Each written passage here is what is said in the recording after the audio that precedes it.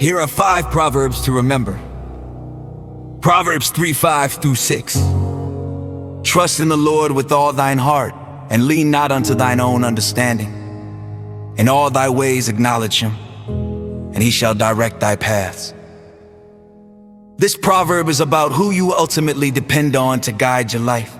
It doesn't forbid thinking or planning, but it warns against treating your own understanding as the final authority. Our perspective is limited, emotional, and often shaped by fear, pain, or past experiences. God's perspective is complete and perfect. Trusting him with all your heart means no hidden compartments, no areas where you say, God, you can have everything except this. To acknowledge him in all your ways means more than a quick prayer or religious phrase. It is a lifestyle of inviting God into your decisions, desires, and direction, checking your motives against his word, and being willing to adjust your course when he leads differently. As you do this, God promises not just vague comfort, but real guidance. He will straighten your paths, making the way clearer in his timing, even when you don't see the full map. Proverbs 4:23. Keep thy heart with all diligence, for out of it are the issues of life. This proverb emphasizes how crucial your inner life is. The heart here includes your thoughts, desires, beliefs, and intentions. It is the source from which your words, habits, and choices eventually flow. If the heart is neglected or poisoned, the rest of life follows that same direction. That's why you're told to guard it with all diligence, carefully, continually, and intentionally. Guarding your heart doesn't mean becoming cold, closed, or unloving. It means being wise about what shapes you on the inside. The ideas you entertain, the bitterness you nurse, the fantasies you feed, and the voices you agree with in your mind all work together to form your character. Real change, according to this proverb, doesn't start with forcing different behavior from the outside. It starts with what you allow, welcome, and nurture on the inside.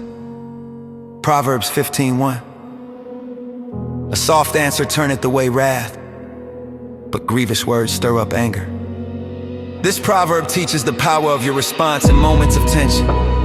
A soft answer isn't fake flattery or cowardice. It's a controlled, gentle, and respectful reply when emotions are hot. That kind of response can calm rising anger, open a door for understanding, and prevent a situation from getting worse. It recognizes that you can't always control what comes at you, but you can control what comes out of you. In contrast, harsh, sharp, or insulting words act like fuel on a fire. Even when you're technically correct, delivering your words with contempt, sarcasm, or rage tends to deepen hurt, harden hearts, and escalate conflict. This proverb reminds you that wisdom is not just about having the right point, but about answering in a way that leads to peace rather than destruction.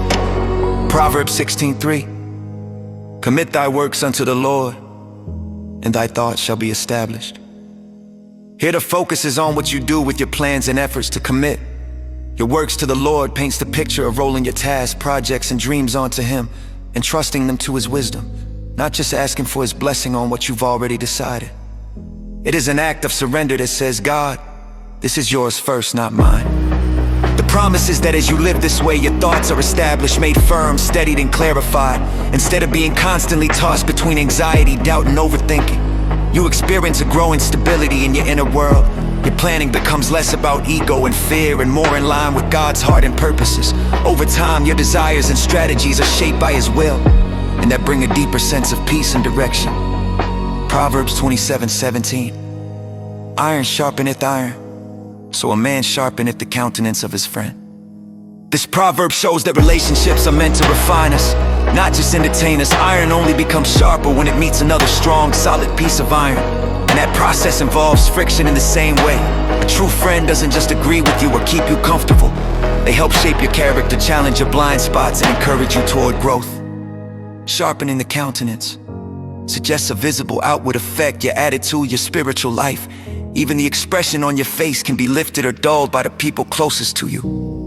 The proverb quietly asks, who is sharpening you, and whom are you sharpening? It underscores that the company you keep has a direct influence on the direction and sharpness of your life.